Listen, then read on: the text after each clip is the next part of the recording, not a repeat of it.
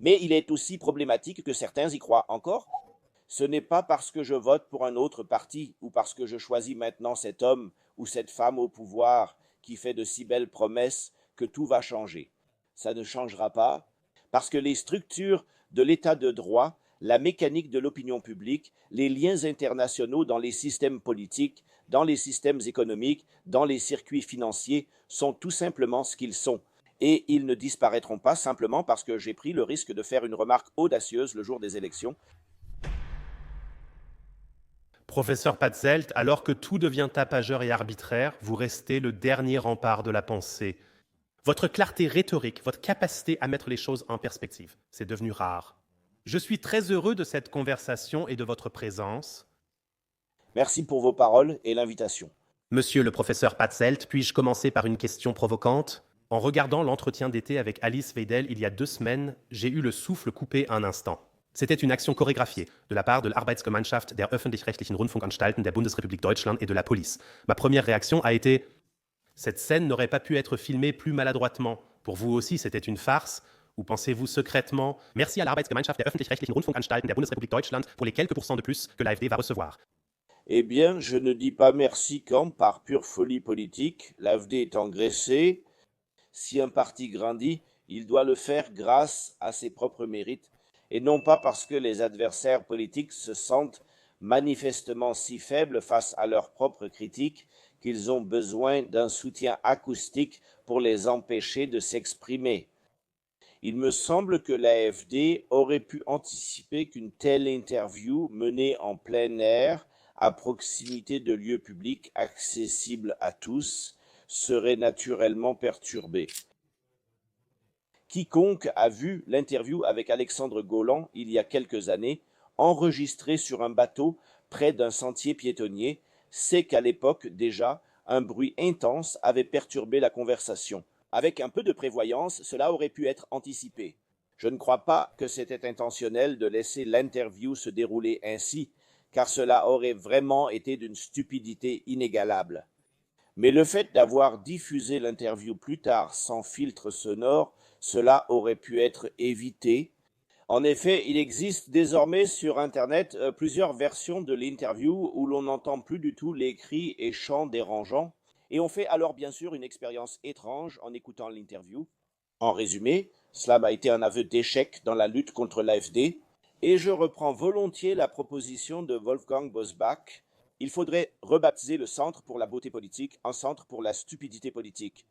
Vous l'avez très bien formulé. Ce chiffre m'a beaucoup préoccupé récemment.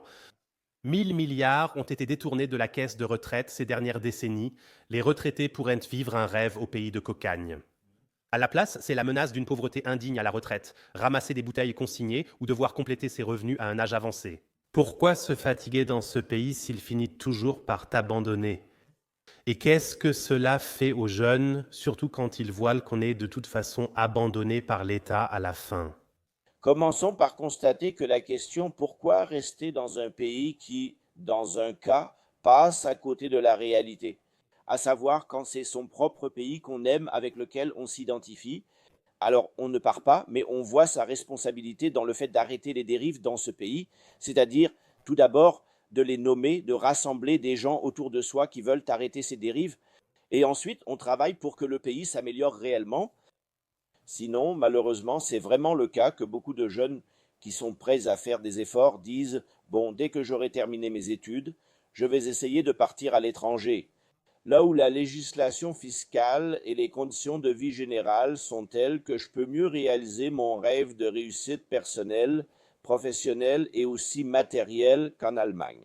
Là où justement ceux qui réussissent se retrouvent généralement exposés à une forte jalousie de la part de ceux qui ont moins de succès et qui en plus prennent de grands airs de justice sociale en disant c'est injuste que toi qui étais déjà privilégié par tes origines, tu as maintenant en plus une profession prestigieuse et tu es même payé pour cela.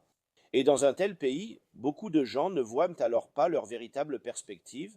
Et pour relier cela au premier point, si en même temps on a éduqué les gens dans l'idée que de toute façon, cela n'a aucune importance où l'on vit dans le monde, car on aurait partout la même responsabilité. Oui, alors on pousse les gens à quitter le pays et on ne fait pas en sorte que ceux qui vieillissent dans le pays puissent le faire dans la dignité et dans de bonnes conditions. Il faut toutefois ajouter qu'une autre prise de conscience va peu à peu nous venir. Ceux qui, pendant leurs années actives, disaient « Nous n'avons pas besoin d'enfants, car l'État s'occupe de nous ». Oui, ils souffrent soit de la solitude liée à la vieillesse, ce qui est déjà assez grave, mais ils souffrent de plus en plus aussi du fait qu'ils ne reçoivent plus de la génération suivante l'aide qui, pendant des siècles, allait partout de soi. On voit aussi à cela que nous avons pris la mauvaise voie en déléguant nos responsabilités personnelles à cette entité appelée l'État. Vous venez de le mentionner. 300 000 personnes hautement qualifiées quittent l'Allemagne chaque année, âgées de 25 à 55 ans. D'un autre côté, 500 000, 600 000 personnes immigrent directement dans les systèmes sociaux, la plupart du temps sans qualification. Ce ne sont pas des chiffres de l'AFD, mais bien des chiffres de l'Office fédéral de la statistique. Est-ce qu'on est en train de foncer droit dans le mur ? Il est vrai que de nombreux dysfonctionnements se sont installés, en partie par bonne volonté et à cause de l'attitude habituelle du laisser-faire. On se dit que ça n'ira pas si mal que ça et qu'on pourra encaisser le coup. Et en partie aussi parce que certaines personnes voulaient réellement changer le pays. Plusieurs États ont travaillé pendant des décennies à des révolutions socialistes, pensant que cela améliorerait la vie. Ce n'était pas le cas. Et dans notre pays, cela fait longtemps, depuis très longtemps, que l'on s'efforce de faire de l'Allemagne enfin une société multiethnique et multiculturelle. Il n'existe de toute façon pas de culture allemande, et en plus, les gens en Allemagne auraient l'air bien plus beaux si, pour ainsi dire, il y avait eu beaucoup plus de mariages mixtes avec des immigrés, ce qui aurait donné naissance à des enfants de couleur. J'exagère cela un peu de façon ironique et narquoise, mais c'est aussi quelque chose vers quoi on a travaillé pendant longtemps, de sorte que cette cohésion sociale n'est plus du tout évidente aujourd'hui.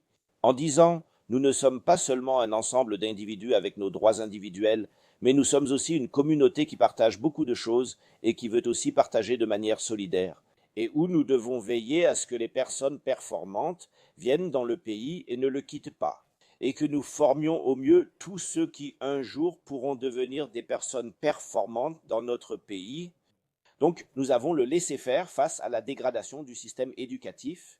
Nous avons l'intention de changer la composition de la société sans fournir un effort d'intégration correspondant.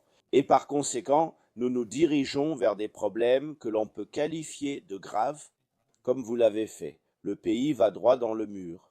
Il ne me semble pas que quelqu'un le fasse exprès, mais il me semble que certaines personnes sont tellement aveugles, aussi tellement obstinées idéologiquement, qu'elles ignorent tout simplement les avertissements qui existent pourtant depuis longtemps, et qu'ils essaient d'exclure les lanceurs d'alerte en les traitant de rabat-joie, de racistes, de trop stupides pour ce monde, et ainsi de suite. Pensez-vous, professeur Patzelt, que cette fragmentation est délibérée politiquement ? Parce que tout ce qui nous relie, comme la religion, les rituels, les genres ou les traditions, est de plus en plus stigmatisé.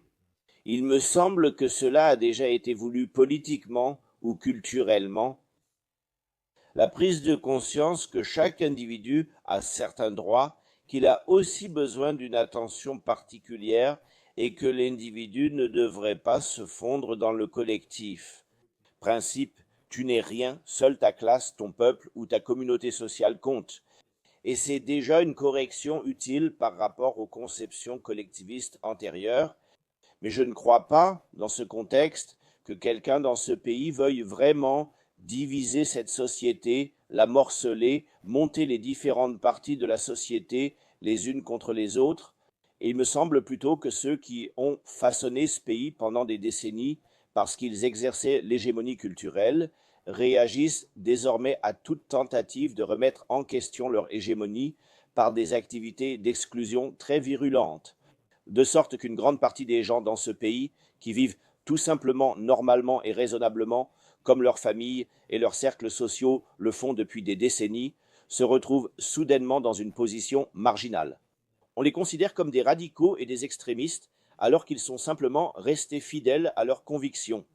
Et cette lutte contre les mécréants, contre ceux qui s'écartent de ce qui est considéré comme politiquement correct, pour exclure les personnes politiquement ou autrement incorrectes, cela contribue de manière significative aux tendances à la division de notre société que vous avez évoquée au début de votre question.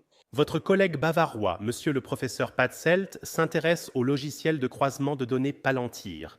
Un instant, j'ai eu le souffle coupé. Nous parlons ici d'un logiciel qui combine d'une manière ou d'une autre les flux financiers, les profils de déplacement, les réseaux sociaux et la biométrie.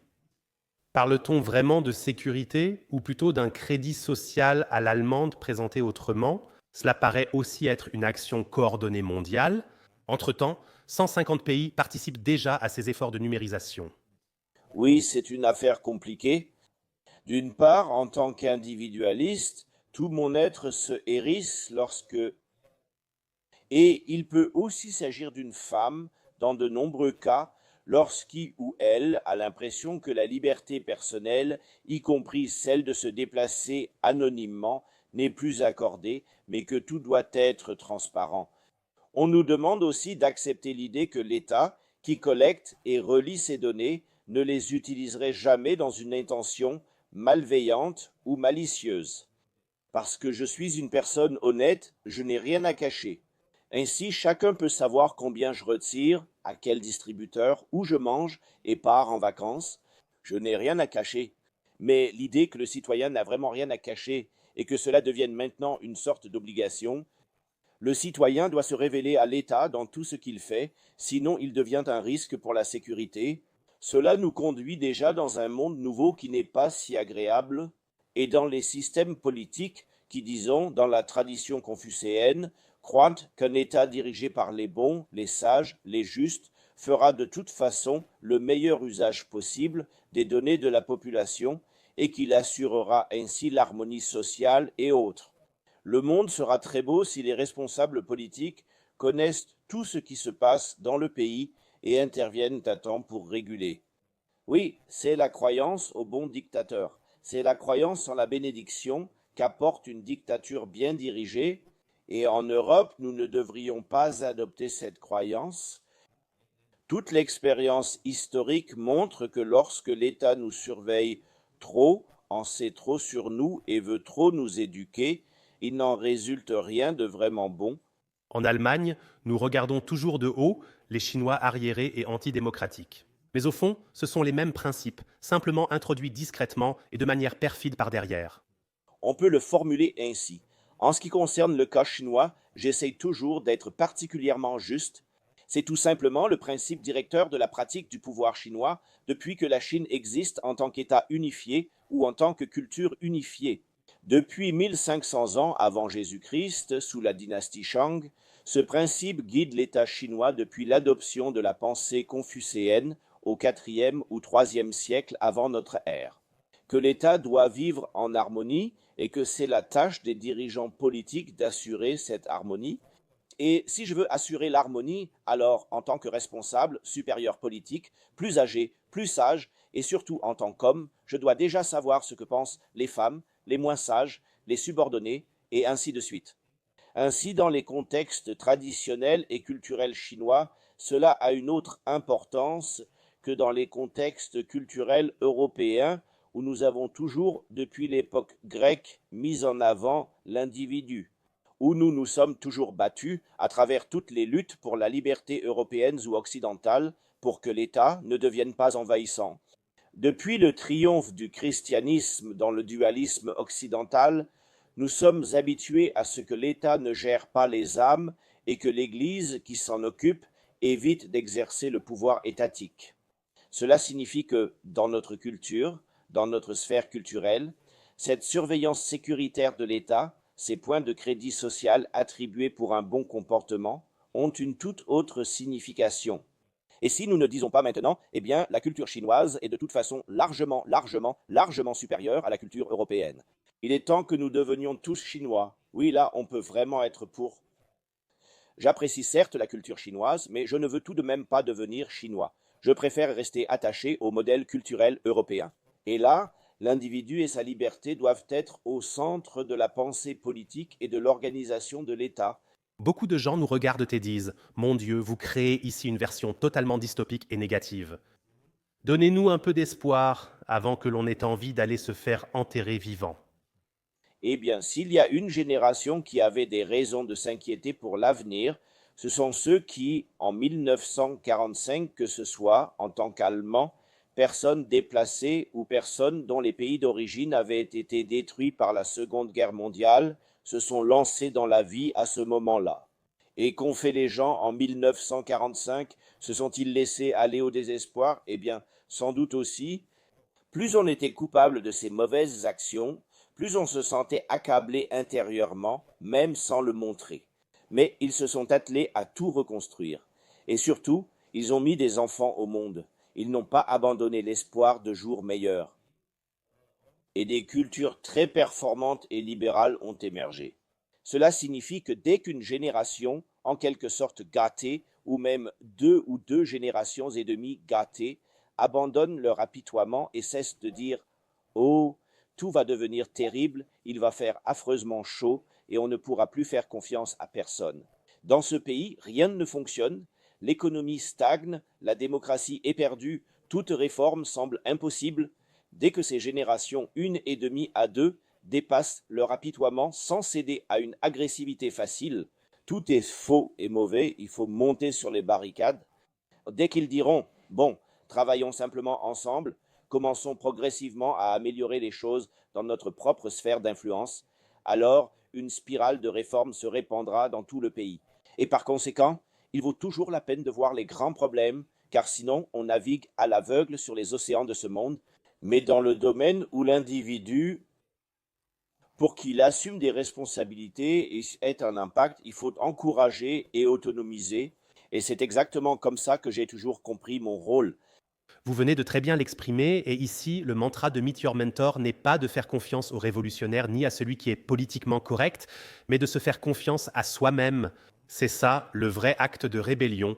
On n'est alors plus manipulable ni influençable. Cela conduit alors, dans le meilleur des cas, à une liberté intérieure, à une liberté financière. Et alors, on n'a plus besoin de participer à toute cette mise en scène chorégraphiée qui concerne tous les partis. On peut aussi, par autonomie, dire « je n'ai pas à entrer là-dedans, je laisse mon téléphone de côté 2 semaines et pars en forêt ou profite de ma famille ». Il n'y a rien de mal à croire en soi-même et à faire confiance à son propre jugement, mais, et ce mais est important, il faut déjà investir auparavant et continuer à le faire pendant.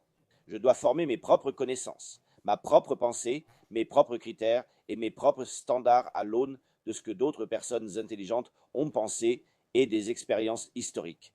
Donc quelqu'un qui a une formation historique, une formation éthique, une formation politique, pour cette personne, ce que vous dites s'applique tout à fait.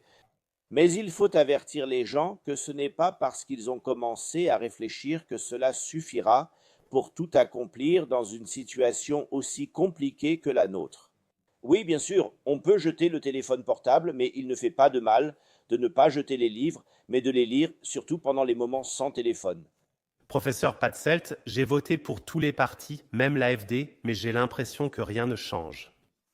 Les partis deviennent corrompus dès qu'ils accèdent au pouvoir. Ou peut-être qu'ils sont trop occupés à garder le pouvoir et oublient la raison de leur engagement.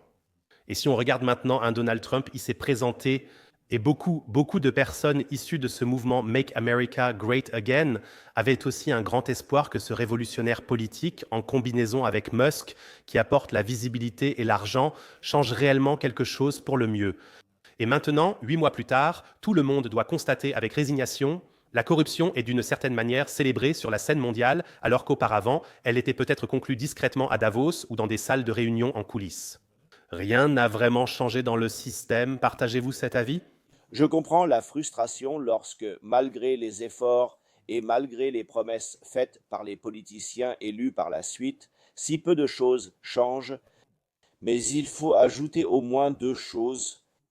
La première chose, c'est que dans une démocratie avec séparation des pouvoirs, tout est organisé de manière à ce qu'un individu seul ne puisse de toute façon pas changer grand-chose.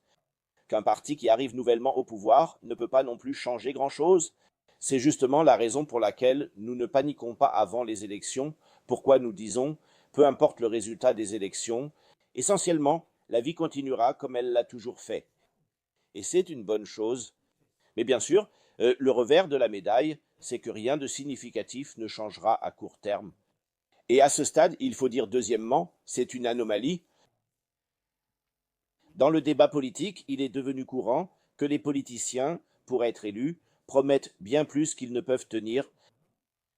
Et ensuite, pour citer Franz Josef Strauss, ils créent plutôt un vrai foutoir au lieu de vraiment réformer le pays pour le rendre meilleur. Mais c'est tout autant un problème que les gens continuent de croire, juste parce que je vote pour un autre parti ou parce que je mets maintenant cet homme ou cette femme au pouvoir qui fait de si belles promesses, tout va changer. Rien ne changera parce que les structures de l'état de droit, la mécanique de l'opinion publique, les liens internationaux dans les systèmes politiques, dans les systèmes économiques, dans les circuits financiers sont tout simplement ce qu'ils sont et ils ne disparaîtront pas simplement parce que j'ai pris un ton audacieux le jour des élections. À ce stade, il serait bon que la population frustrée en particulier cherche les raisons de sa frustration et veuille reconnaître que de temps en temps, elle en est elle-même responsable. Parce qu'on nourrit des espoirs de changement plus grands qu'ils ne sont réalistes et qu'on ne se rend pas suffisamment compte que le charme d'une société libérale réside dans le fait qu'on peut supposer l'année prochaine, pendant l'été ou à Noël, tout fonctionnera en principe comme aujourd'hui, sauf que certains aspects importants seront différents et, espérons-le, meilleurs. Au Canada, en Australie et à Dubaï, professeur Patzelt, c'est clair, sans qualification ni capital, l'entrée est refusée. Point final. Là-bas, la migration se fait discrètement. J'avais trouvé le terme de l'AfD très fort à l'époque. Même si je sais bien sûr qu'à cause de l'histoire, il y a un certain passif, mais indépendamment de cela. Je l'ai trouvé très clair, je l'ai trouvé émotionnel, on pouvait l'identifier. L'AfD a retiré ce terme de son programme électoral et me paraît désormais aussi interchangeable que les autres partis. Que prépare-t-on concrètement là-bas? S'agit-il déjà des prémices d'une coalition Union chrétienne-démocrate, AfD? Alors commençons par constater que lorsqu'il y a immigration, donc une entrée de personnes dans un pays, et que ceux vivant déjà plus longtemps ici ont aussi le droit d'émigrer, comme évoqué plus tôt, alors il faut aussi considérer comme quelque chose de normal que des personnes qui ont immigré dans un pays mais qui ne s'y sont pas vraiment intégrées, qu'au moins en théorie ces personnes puissent un jour retourner dans leur propre pays. Et alors la remigration n'est rien d'autre que l'immigration vue dans l'autre sens, qu'on joue avec les termes, qu'on attache autant de conflits aux termes, au lieu de se concentrer sur les positions politiques, sur les points de vue politiques. C'est un dérapage que nous connaissons depuis de nombreuses années dans notre manière de débattre politiquement. Les mots ne sont ni coupables ni innocents, il n'y a donc pas à les poursuivre. Ce sont les arguments et les intentions dans lesquels l'utilisation des termes est intégrée qui rendent coupables ou innocents. Par conséquent, il aurait été bien plus juste que le débat autour du terme de remigration soit mené ainsi, qu'on se soit sérieusement, et non de manière polémique, demandé s'il est vraiment judicieux que chacun dans le monde ait le droit d'immigrer dans un pays comme le nôtre, puisque le droit d'asile est un droit humain universel. Mais il est impensable que des personnes qui ne s'intègrent pas ou se comportent de façon à ne pas faire partie de notre société, qu'elles repartent, que le débat ait été mené ici de manière, pour ainsi dire, malhonnête et malveillante. Cela fait simplement partie de la façon dont la politique migratoire est menée chez nous depuis longtemps. Au début, lorsque la grande vague d'immigration a commencé en 2014-15, elle a clairement été accompagnée d'un impératif moral. Il convient à un État libre, à un État riche comme le nôtre, de venir en aide tout simplement aux personnes dans le besoin dans le monde. Et cela signifie que si l'on ne peut pas changer les conditions de vie dans ces pays eux-mêmes, il faut les laisser venir en Allemagne et instaurer une culture de l'accueil. Celui qui ne pense pas ainsi est raciste et n'a rien appris de l'histoire allemande. Nous n'avons donc jamais eu de réflexion objective sur le type de migration dont nous aurions besoin, sur la manière de la gérer et sur la façon de traiter ceux dont le droit de séjour en Allemagne est certes examiné, mais qu'on n'arrive finalement pas à faire quitter le pays. Ayant longtemps été tolérés, ils se sont intégrés dans des communautés religieuses, etc. Au lieu de cela, on s'en est pris au terme lui-même et à ceux qui l'utilisent. Et en ce qui concerne l'AfD, elle voulait, dans certaines régions, imposer ce terme, en quelque sorte comme pendant au terme d'immigration. Et d'autres savaient que cela ne ferait qu'avantager les adversaires politiques. C'est pourquoi Alice Weidel a dit lors d'un récent congrès fédéral, on l'appellera simplement remigration. Et maintenant, l'AfD s'emploie, pour ainsi dire, à étanchéifier son toit et à abandonner autant que possible les positions qui ne sont plus acceptées même par la jurisprudence. C'est le grand conflit entre Maximilian Krah et les gens de l'ancien Institut pour la politique d'État à Schnellroda, donc pour ainsi dire, afin de réduire les points d'attaque, et si cela n'est pas seulement tactique, mais stratégique, comme une normalisation de l'AfD en tant que parti d'opposition allemand normal, alors je serai le dernier à critiquer cela. Si c'est seulement une manœuvre tactique, alors il faut regarder plus en profondeur et critiquer les structures sous-jacentes. Monsieur le professeur Patzelt, concernant l'obligation vaccinale, la migration, l'Ukraine, la pression était forte, l'AfD très bruyante, selon moi à juste titre. Sur Gazaton au silence, pourquoi tous les partis, gauche, libéraux ou conservateurs, échouent-ils? La critique d'Israël coûte-t-elle aujourd'hui une carrière? Il me semble que ce n'est pas tant la critique d'Israël qui coûte une carrière, mais plutôt la défense d'Israël. Et l'une des raisons me semble être que les Allemands ont tiré comme leçon de deux guerres mondiales perdues, ou pensent avoir appris que le recours à la violence est toujours mauvais. Et par conséquent, il n'y a pas en Allemagne de sentiment de ce que ressentent un État et sa population lorsqu'ils sont constamment attaqués depuis la fondation de l'État. Et en fait, mènent essentiellement ses propres guerres comme des guerres préventives ou pour neutraliser des bases étrangères de personnes qui attaquent le pays. Le sentiment que c'est quelque chose de légitime pour un État de se défendre a complètement disparu. Et par ailleurs, en Allemagne, beaucoup de liens historiques ont aussi disparu de la mémoire. Par exemple, selon la formule « la terre contre la paix », Israël avait abandonné l'occupation de la bande de Gaza après de nombreuses années. Israël a aussi démantelé de nombreuses colonies juives en utilisant la force contre sa population, dans l'espoir que si l'on rendait la terre, la paix s'installerait et qu'on fait les gens là-bas. Ils ont alors élu le Hamas lors des premières élections libres, et le Hamas a creusé des tunnels sous la terre. Ils ont même creusé des tunnels sous des écoles et des hôpitaux afin de lancer des attaques militaires contre Israël à partir de là. Cela n'existe pour ainsi dire pas dans la conscience allemande. Par conséquent, on ne voit que le fait qu'Israël a bombardé la bande de Gaza et que c'est vraiment quelque chose d'horrible, tout comme les bombardements atomiques sur Hiroshima et Nagasaki étaient quelque chose de vraiment terrible. Et alors, bien sûr, tous les instincts s'éveillent et disent que cela doit cesser. Oui, cela devrait cesser. Le désir des Palestiniens d'avoir leur propre État devrait cesser, lié à l'idée que oui, en fait, il ne devrait y avoir qu'un seul État palestinien et l'État juif n'a aucun droit d'exister. Mais ces liens, ils sont rarement abordés dans le discours politique, parce que celui qui les aborde, eh bien, il se range alors du côté de personnes qui se comportent tout aussi mal, et je parle ici de façon sarcastique, comme les Allemands pendant la Première Guerre mondiale, lorsqu'ils ont occupé la Belgique, et comme les Allemands ont sévi en Pologne et en Russie. Ainsi, l'Allemand respectable doit avoir appris « assez, c'est assez », et les Israéliens, parce qu'ils utilisent aussi parfois des bergers allemands, ce sont en fait les nouveaux nazis, et celui qui veut résister aux nazis, il vaut mieux qu'il le fasse maintenant contre les nazis juifs. J'espère que l'ironie, le sarcasme et aussi la profonde indignation que je ressens face à de telles choses transparaissent dans mes phrases. Alors, ces derniers mois, j'ai vraiment été très ému. 120 000 enfants et femmes. Je suis moi-même père d'une jeune fille qui ont été massacrées. Gaza a été rasé de la carte.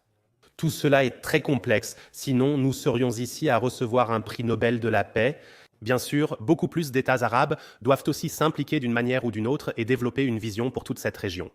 Certains politiciens allemands ne disent pas « l'Allemagne d'abord », alors qu'il faudrait parfois prioriser l'Allemagne.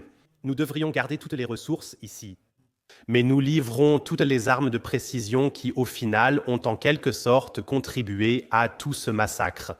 Et je trouve vraiment très, très étrange que tous les politiciens allemands se soient complètement abstenus ici. Et en général, toute la politique migratoire. Nous avons parlé tout à l'heure de tous les immigrés, et ici aussi, le contexte est complètement ignoré. Nous avons été impliqués d'une façon ou d'une autre dans toutes ces guerres d'agression en Syrie, Afghanistan et Irak. Jusqu'à récemment, notre ministre de la Défense affirmait que la liberté de l'Allemagne se défendait dans l'Hindu-Kush.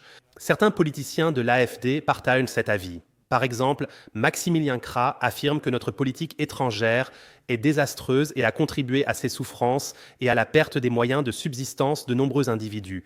Mais cela est complètement laissé de côté dans le débat public. Et on fait comme si les étrangers qui viennent chez nous étaient un phénomène naturel qui frappe soudainement d'une certaine manière aux portes de l'Allemagne. Mais en réalité, cela a aussi été causé d'une certaine manière. Pas par nous deux, pas par le boulanger d'à côté, mais par nos politiciens qui ont envoyé nos soldats là-bas. Oui, c'est comme ça, et il faut ajouter quelque chose de douloureux. Ce que la politique occidentale a souvent fait, c'est la destruction de structures établies à peu près fonctionnelles, autoritaires et autocratiques. En Allemagne, la joie était incroyablement grande lorsque le régime de Kadhafi en Libye est tombé, parce que maintenant, la paix va enfin s'installer, le printemps arabe commence en Tunisie, et partout la démocratie va s'imposer. Assad doit donc partir de Syrie. Nous le combattons. L'idée que, de temps en temps, dans certaines conditions culturelles et historiques, le pouvoir autocratique soit le seul qui fonctionne, même s'il n'est pas légal, pas démocratique et viole souvent les droits de l'homme, ne nous vient pas à l'esprit. Cette prise de conscience est amère. Et parce que de nombreuses guerres occidentales ont aussi été menées, où des livraisons d'armes ou des soutiens à des insurgés ont été faits, dans le but de renverser des systèmes autocratiques, avec la conviction profonde que si le monde entier devient démocratique, il n'y aura plus de guerre, ce qui est peut-être vrai ou peut-être pas.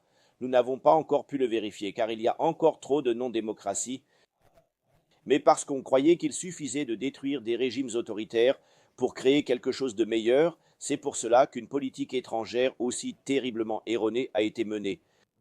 Et bien sûr, c'est justement dans le monde arabe que cette politique étrangère erronée, qui a commencé avec la joie suscitée par la chute de Kadhafi et s'est poursuivie dans la lutte contre le dictateur syrien, et dont le contexte inclut également la guerre des Américains contre l'Irak, puisque c'est ainsi, la question est reportée. Il y a beaucoup de complicité occidentale dans toutes ces affaires, et là, les politiciens ont tendance à éviter de se lancer dans de grandes explications systématiques, comme nous pouvons nous le permettre ici tous les deux. Mais dans un discours, dans une tente à bière, en tant que politicien, je ne pourrais pas. C'est pourquoi une image trop simplifiée est aussi présentée au public. Et quand Maximilien Krah dit à ce sujet que notre politique étrangère est un désastre, il faut reconnaître que là où quelqu'un a raison, il a raison, que l'on soit d'accord avec lui sur d'autres sujets ou non. Professeur Patzelt, puis-je vous poser une question personnelle pour conclure? Toujours. Êtes-vous religieux? Oui, je le suis, et cela me fait du bien. Cet déracinement croissant de la société, ce vide émotionnel de plus en plus présent partout, est-ce que cela vous inquiète?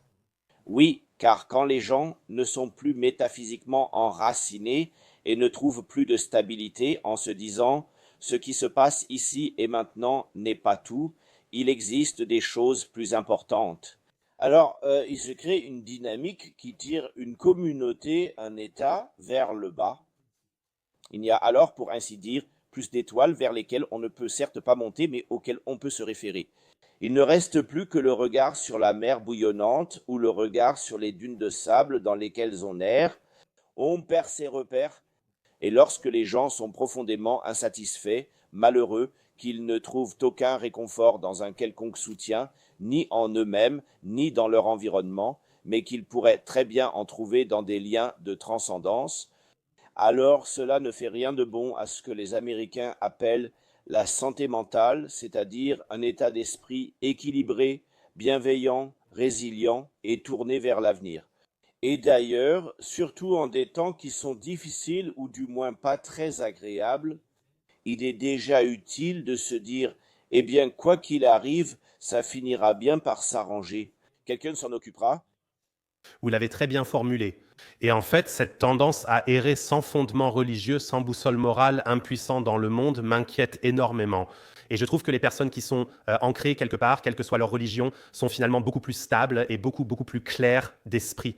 Je partage totalement ce point de vue. Le manque de reconnaissance de cette diversité est une véritable tragédie.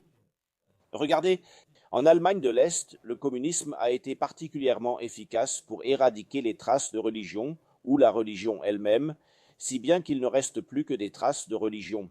Comme je vis depuis longtemps à l'Est, je remarque combien de couleurs et de chaleur de la vie manquent là où la religion n'est pas présente.